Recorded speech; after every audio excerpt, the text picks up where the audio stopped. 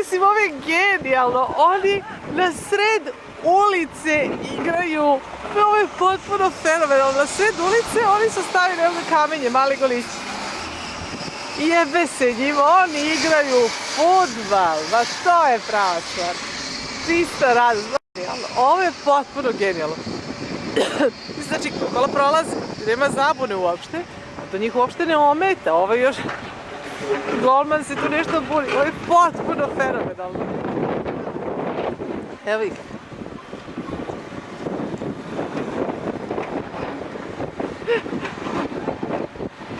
Mislim, nije očigledno najprometnija ulica na svetu, ali sve jedno.